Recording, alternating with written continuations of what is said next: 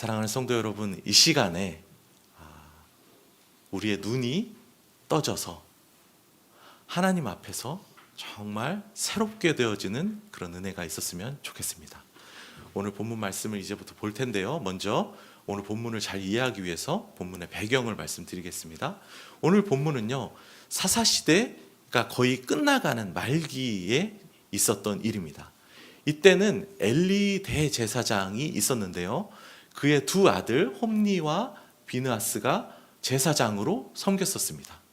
근데 이 홈니와 비느하스가 제사장이면 뭔가 사람들한테 뭔가 모범이 돼야 되는데 그러질 못하고 아주 악한 모습을 보였어요. 제사장인데 제사를 아주 우습게 여겨요.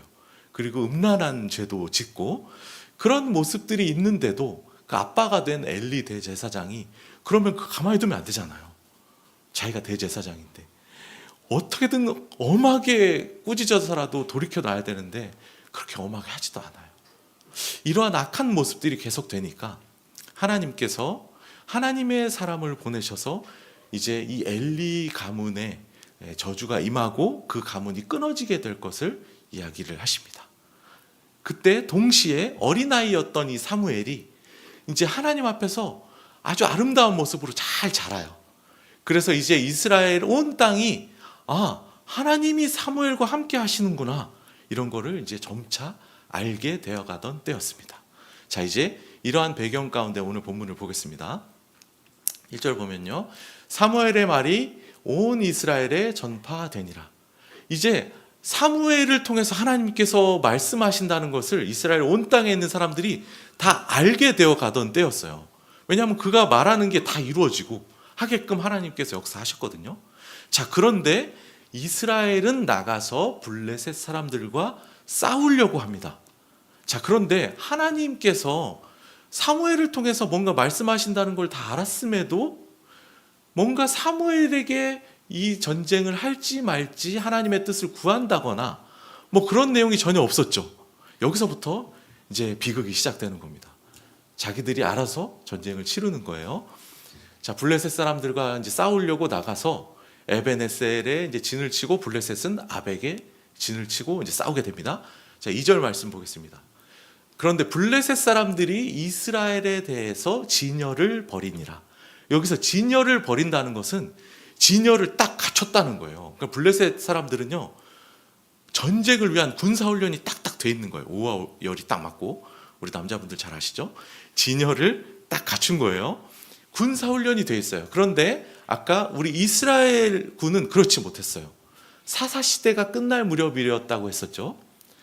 사사시대는 어떻게 싸웠었습니까? 삼손, 하나님이 허락하신 힘 있는 삼손이 막 직접 나가서 막 싸워요.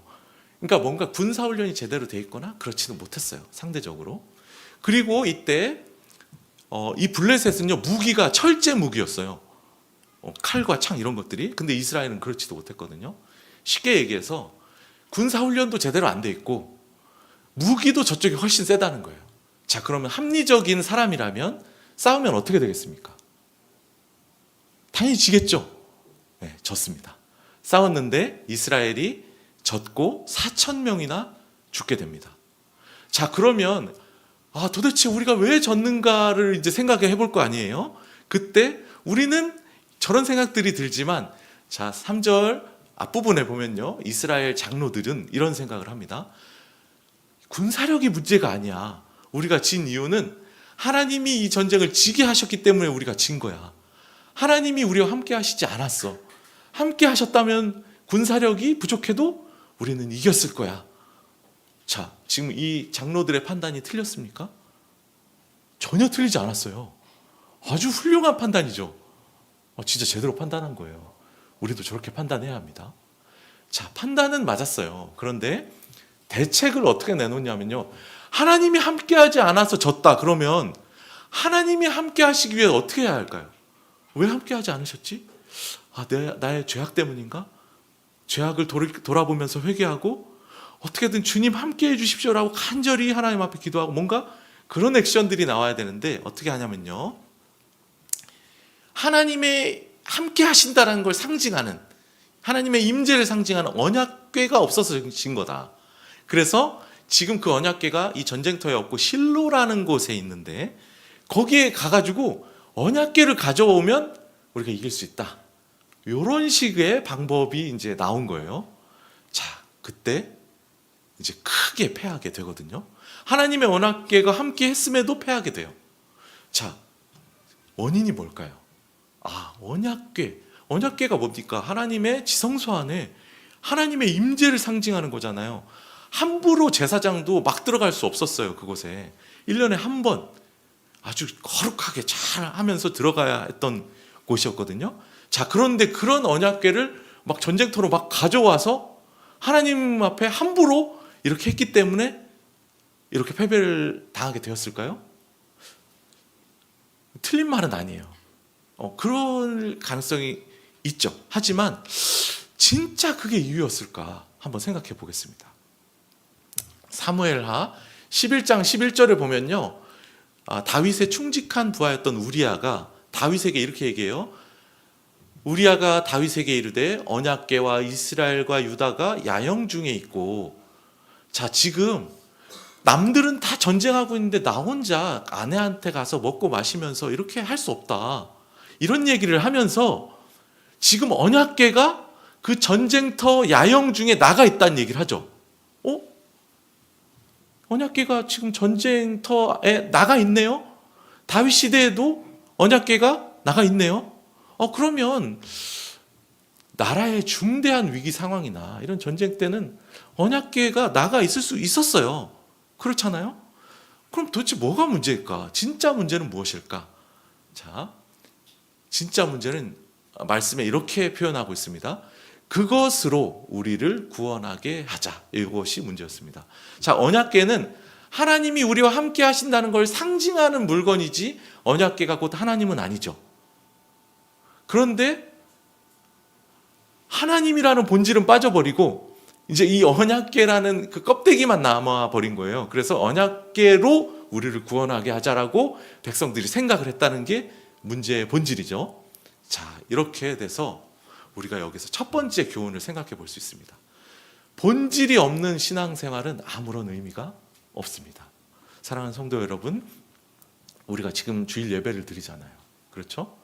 또 우리 또 귀한 우리 성도님들은 평소에 개인 기도들도 다 하시죠. 네, 그리고 큐티도 하시죠.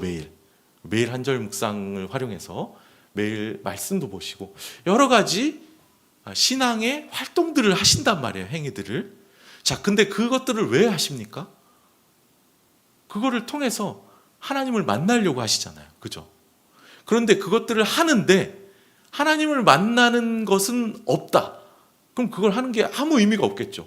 지금 주일 예배를 드리는데 여러분이 하나님 살아계시거든요. 살아계신 하나님을 이 시간에 만나는 게 없다면 이게 무슨 의미가 있습니까? 아무 의미가 없는 거잖아요. 그죠? 본질은 하나님을 직접 만나는 거예요. 그분이 살아계시거든요. 근데 그 본질이 빠진 그 모든 신앙 행동들은 다 의미가 없다는 것을 꼭 기억하시면 좋겠습니다. 진짜 만나야 돼요. 여러분 그런 생각 안 드세요? 예수 믿는 게 진짜 이게 단가? 별로 안 믿는 사람들이랑 차이 없는 것 같은데 예수 믿으면 진짜 다르다고 하는데 정말 기쁨이 넘치고 아까 찬양했죠. 정말 기쁨이 넘치고 이 세상이 줄 수 없는 그 충만함으로 세상 사람들과 다르게 사는 모습이 있어야 하잖아요. 왜냐하면 하나님을 진짜 만나니까.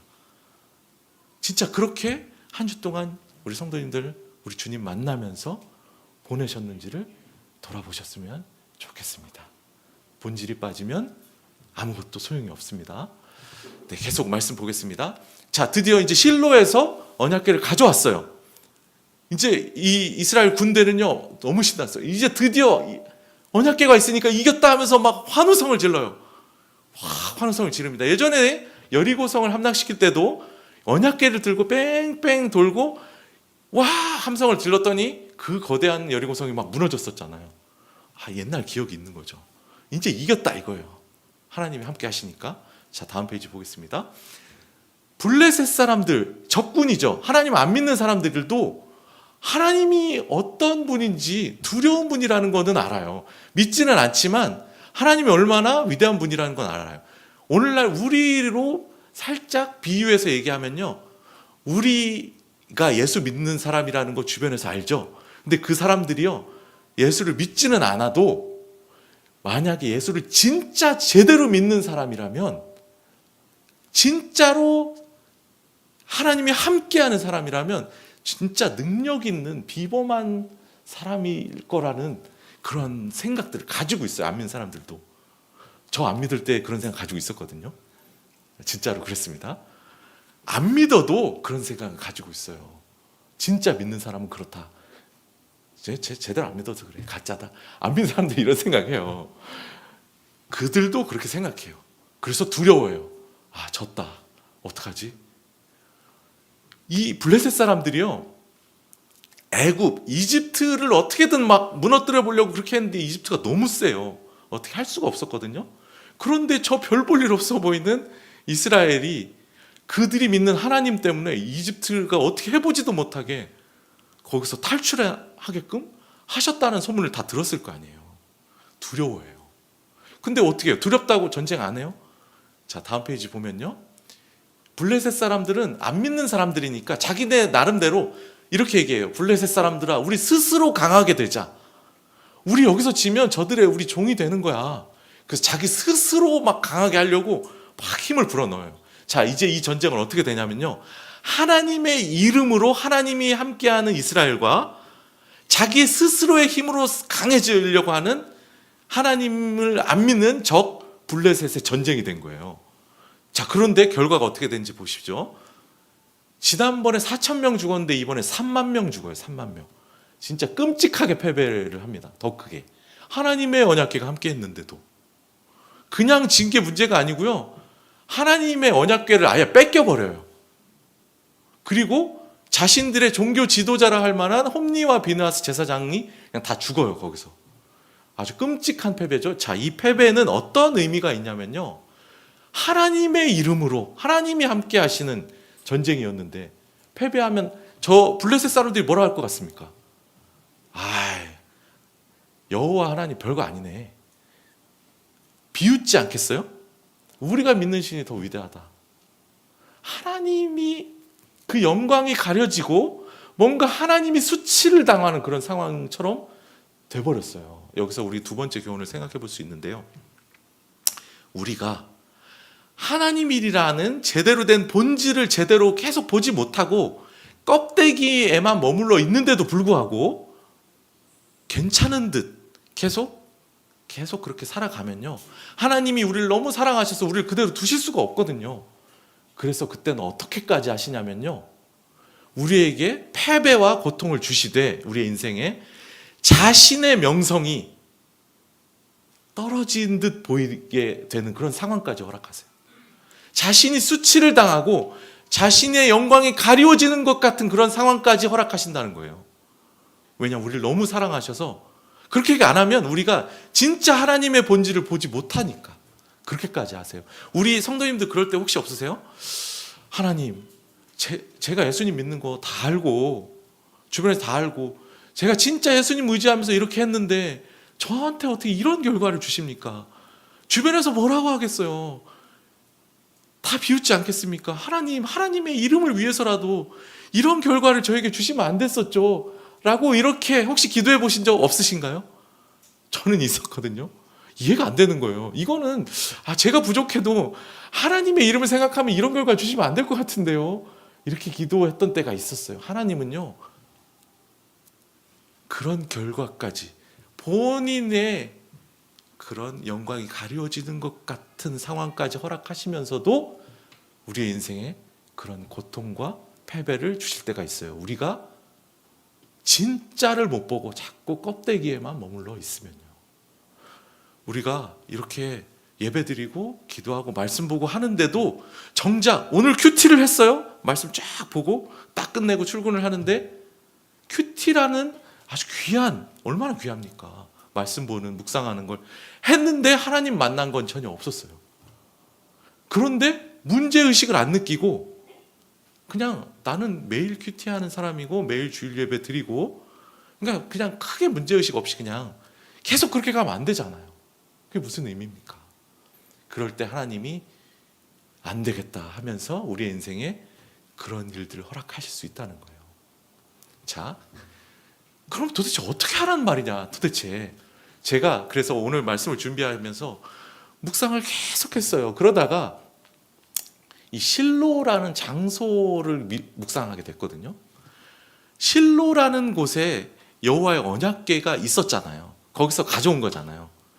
자, 이 실로라는 곳에 여호와의 언약궤가 있다는 그곳에 하나님이 임재하시는 곳이다라는 그런 의미가 있었잖아요. 자, 이 실로라는 장소 이름, 이 실로라는 이름으로 성경에서 얼마나 나올까를 한번 찾아봤어요. 그런데 창세기에 나옵니다. 창세기 말씀을 한번 보겠습니다. 창세기 49장 10절에 보면요, 야곱이 이제 자기가 죽을 때가 다 돼서 마지막으로 자기 자식들한테 유언을 남기면서 이제 얘기를 해요. 앞으로 예언을 하는 거죠. 그때 규가 유다를 떠나지 아니할 것이다. 규는 뭡니까? 왕의 통치권을 상징하는 긴 막대기 봄 같은 거예요. 저걸 딱 들면 왕의 통치를 상징하는. 자, 왕의 통치를 상징하는 규가 유다, 너 유다 지파 너희를 떠나지 않을 거야. 왕의 통치자의 지팡이가 그 사이에서 너희를 유다 지파 너희를 떠나지 않을 거야. 언제까지? 실로가 오시기까지. 여기서 실로는 장소 이름이 아니네요. 그렇죠? 실로는 뭡니까? 사람 이름처럼 쓰였죠. 실로가 오시기까지. 자, 여기서 실로는요, 예수 그리스도를 의미하는 표현으로 쓰였어요. 그러니까 이런 거죠. 예수님이 이 땅에 오실 때까지 너희 유다 지파에서 다윗이라는 왕이 나오고 유다 지파에 있는 다윗의 자손으로 예수님이 오시잖아요. 그러니까 예수님이 이 땅에 오실 때까지 유다 지파 너희 안에서 다윗의 왕좌가 계속 이어질 거다. 이런 예언이에요. 자, 근데 여기서 실로가 오시기까지, 예수님이 오실 때까지. 그래서 실로 예수님이 오시면 그때 모든 백성들이 그 예수 그리스도를 높이고 영접하게 될 거다. 그런 이야기가 나오죠. 실로는 예수 그리스도를 의미하는 것으로 쓰였어요. 자, 이제 신약으로 와서 요한복음 9장을 보겠습니다. 태어날 때부터 앞을 보지 못하는 맹인을 고쳐주시는 장면이 나와요. 예수님이. 그때 예수님께서 흙에다가 침을 뱉어서 흙을 이렇게 지디겨가지고 안 보이는 눈에 이렇게 발라주죠. 제가 오늘 이 예배는 우리 어린이들도 같이 듣기 때문에 제가 이렇게 손을 표현도 이렇게 하면서 이렇게 하는 걸 좀 이해해 주세요. 흙을 이렇게 눈에 이렇게 막 발라요. 이렇게 눈에 바르고 나서 실로암 못으로 가서 씻어라 이렇게 얘기를 해요. 마치 하나님이 처음에 인간을 창조하실 때 어떻게 했죠? 흙으로 진흙으로 이렇게 인간 모양을 만들어 창조하셨듯이 예수님이 지금 새롭게 재창조를 하는 것처럼 흙을 이겨서 지금 하나님이 원래 만들 때 문제 없었던 인간이었는데 지금 보지 못하고 있는 문제가 있는 그 부분에 흙을 발라서 이 부분을 새롭게 창조하시려고 하는 것처럼 그분이 하나님이시다라는 걸 보여주시면서 흙을 여기에 발라서 실로암 못에 가서 씻어라 이렇게 얘기를 해요. 자, 근데 이 실로암 못을 번역하면 보냄을 받았다라는 뜻이다라고 성경에 기록되어 있습니다. 그러니까 이런 거예요. 실로암이라는 것의 뜻은 하나님이 우리 인간을 구원하시기 위해 이 땅 예수 그리스도를 보내셨죠. 보냄받은 자 예수 그리스도를 의미하는 표현으로 우리가 보통 실로암을 생각을 합니다. 그러니까 우리가 고쳐지려면 예수님께 직접 가서 그분의 손길로 고쳐지고 새롭게 되어져야 한다는 거예요. 자, 여기서 이 실로암이라는 표현도 예수 그리스도를 의미하는 표현으로 쓰였습니다. 다시 본문으로 돌아오겠습니다. 저는 이 본문을 묵상하면서 이 실로라는 단어가 사실 지명 이름이에요. 실로암이라는 지명과 완전 다르거든요. 그런데 이 실로라는 단어가 예수님을 의미하는 단어로 쓰였었고 또 같은 어근인 실로암이라는 단어도 예수님을 의미하는 단어로 쓰였기 때문에 제가 한번 저 실로라는 지명 이름을 예수님이라고 생각하고 한번 묵상을 해봤어요. 자, 실로에서 우리에게로 가져다가 예수님에게서 우리가 뭔가 필요한 것이 있을 때 예수님에게서 우리가 뭔가를 가져오려고 하는 그런 신앙 모습은 하나님을 기쁘시게 할 수 없습니다. 하나님은요, 그러한 신앙은 함께 하시지 않고요. 그럴 때 우리의 삶에는 패배가 있게 될 겁니다. 그럼 어떻게 해야 됩니까? 말씀하셨죠? 실로에 가서 씻어서 새롭게 되라. 실로로부터 뭔가를 우리가 필요할 때 가져올 생각을 하는 게 아니고요. 우리가 뭔가 필요할 때만 예수님한테 가서 뭔가 가져올 생각을 하는 게 아니고요. 그런 신앙 말고요. 진짜로 실로에게 가서 예수님의 손길을 접하고 씻음을 받고 새로워져야 우리의 삶의 승리가 있다는 것입니다. 우리 마지막 교훈을 살펴보겠습니다. 우리가 정말로 삶에서 승리하고 진짜 예수 믿는 자답게 예수님을 살려면 주님으로부터 뭔가를 필요할 때마다 가져오려고 하는 그런 신앙 말고 주님께 직접 가서 주님을 직접 만나셔야 됩니다. 간접적인 신앙 이제 그만하셨으면 좋겠어요. 우리 성도님들 제가 이렇게 신방을 하다 보면요, 그런 경향들 많이 봐요. 간접적인 신앙의 경향. 하나님께서 나를 향한 뜻이 무엇인가를 궁금해하세요. 그런데 그거를 목사님을 통해 듣고 싶어 해요. 다른 신앙 좋은 사람을 통해 듣고 싶어 해요. 그리고 내 문제를 기도할 때도요, 목사님이 기도해 주셨으면 좋겠어요. 다른 신앙 좋은 분이 좀 기도해 주셨으면 좋겠는 마음이 있어요. 정작 자기는 별로 그렇게 기도를 안 하고 자기가 하나님 앞에 진짜 하나님의 뜻을 직접 들으려는 마음이 많지가 않더라고요. 그런데요, 기억하시기 바랍니다. 하나님은 저와 여러분을 직접 만나고 싶어 하십니다. 직접 말씀해 주고 싶어 하세요. 직접 만나십시오. 직접 하나님 앞에 기도하셔서 뜻을 들으시고요. 직접 만나서 하나님께 구하세요. 더 이상 다른 사람에게 간접적으로 믿으려고 하는 것을 좀 버리시고 직접 주님을 만나는 진짜 신앙이어야 되잖아요. 예수 믿는데도 우리가 기쁨이 없으면 안 믿는 사람보다 더 불쌍한 사람 아닙니까? 예수 믿는 사람이 진짜 힘이 넘치고 기쁨이 넘치고 세상 사람들과 다른 사람이 되려면 우리 주님을 진짜 만나야 됩니다. 직접 진짜 만나는 은혜가 가득했으면 좋겠습니다. 네, 오늘 말씀을 정리하겠습니다. 본질 없는 신앙의 껍데기만 있으면 의미가 없습니다. 하나님은 우리가 계속 그 껍데기에만 머무르면 우리에게 인생의 고통과 실패를 주시는데 하나님의 영광이 가리는 것 같은 상황까지도 허락하실 만큼 주세요. 우리를 사랑하시니까. 그럼 우리는 어떻게 해야 됩니까?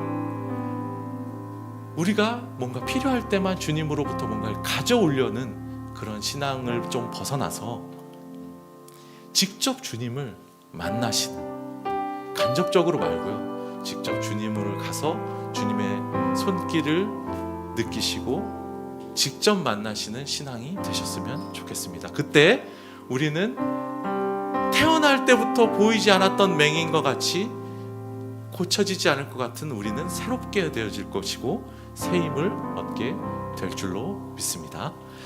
네, 오늘 들었던 말씀 기억하시면서 함께 찬양했으면 좋겠는데요. 우리 패배한 것 같은 고단한 인생 가운데 주님을 만나서 새롭게 눈을 뜨고 다시 강해지고 새 힘 얻게 되기를 소망합니다. 약한 나로 강하게 가사를 묵상하시면서 함께 찬양하시겠습니다.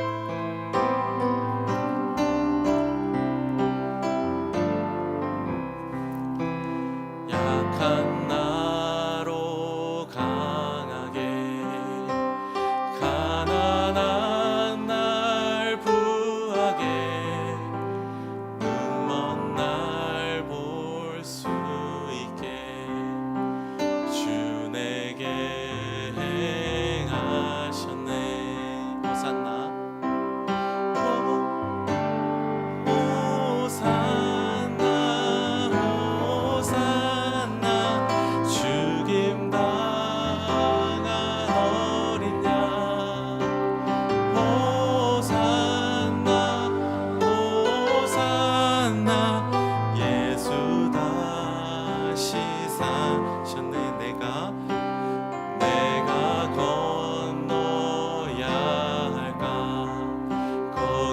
피로써 내 죄 씻겼네. 이제 주의 사랑이 나를 향해 흐르네. 깊은 강에서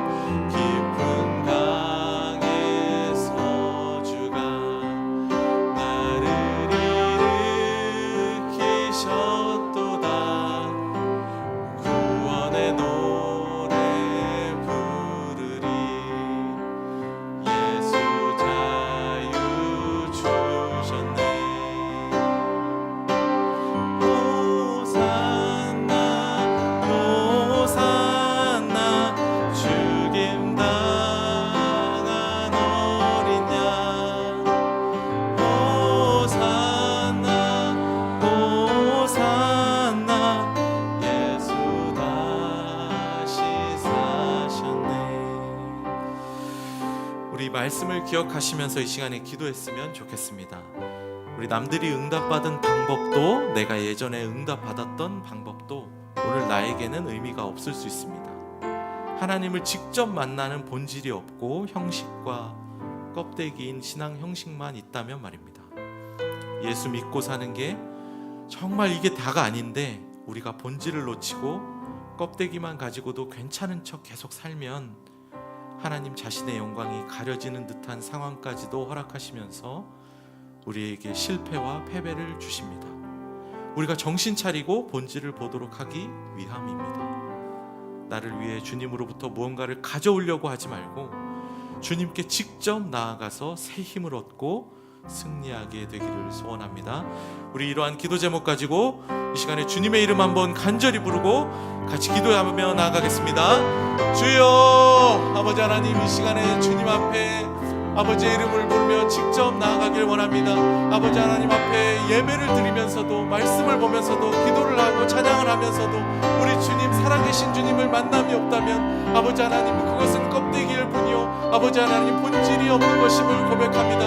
하나님, 내가 껍데기에만 머무르지 않도록 이 시간에 나를 만나 주시옵소서. 아버지 하나님을 만나는 본질이 있게 하여 주시옵소서. 그때 나의 문제들이 새롭게 될 줄로 믿습니다. 내가 새 힘을 얻게 될 줄로 믿습니다. 아버지 하나님, 내 삶 가운데 어려움이 있을 때, 또 고통이 있을 때 하나님 돌아보게 됩니다. 하나님께서 내가 껍데기에만 머무르고 있는 것은 아닌지, 또 본질 대신 우리 주님을 만나는 삶을 살지 못하고 있는 것은 아닌지 돌아보게 하시기 위해서 하나님께서 내 삶 가운데 정말 하나님이 수치를 당하는 것과 같은 그러한 상황까지도 허락하시면서 하나님, 우리에게 어려움을 주시는 그 하나님의 마음, 하나님, 우리가 알고 주님 앞에 직접 나아가기를 소원합니다. 간접적으로 기대하면서 다른 사람을 통해 뜻을 들으려고 하고 다른 사람의 기도를 통해서 만나려고만 하는 것이 아니라 내가 직접 주님 앞에 나아가서 직접 말씀을 듣고 직접 뜻을 구하며 직접 하나님을 만나는 그리스도인 되게 하여 주시옵소서. 가짜가 아니라 진짜인 척하는 그리스도인이 아니라 진짜 주님을 만나는 힘있게 사는, 기쁨으로 사는 진짜 그리스도인으로 살아갈 수 있도록 은혜를 더하여 주시옵소서. 사랑의 하나님, 오늘 말씀을 통해서 주님을 직접 만나는 본질이 빠지면 어떤 신앙의 모습도 모두 허사라는 것을 깨닫게 하여 주시니 감사합니다. 언젠가부터 하나님을 직접 만나는 본질이 없고 상징만 남고 껍데기만 남은 신앙생활을 하는데도 문제가 없고 괜찮은 듯 사는 저희를 불쌍히 여겨 주시옵소서. 하나님을 만나는 그 감격이 없는데도, 마음이 뜨거워짐이 없는데도, 이렇게 차가워진 상태에 있는데도 괜찮은 듯 살고 있다면 저희를 불쌍히 여겨 주시옵소서. 오늘 내가 하나님을 깊이 만나는 본질이 없으면 남들이 나에게 간증하는 그 승리도 나에게 의미가 없고, 내가 예전에 경험했던 간증거리들도 오늘 지금 나에게는 의미가 없습니다. 오늘 여기에서 주님을 만나고 만져보기 원합니다. 내가 필요할 때 주님으로부터 뭔가를 가져오려고만 하는 그런 신앙이 아니라 주님을 간절히 찾아가서 직접 주님을 만나는 은혜가 있게 하여 주시옵소서. 우리를 만나주기를 바라시는 우리 주 예수 그리스도의 이름으로 기도합니다. 아멘.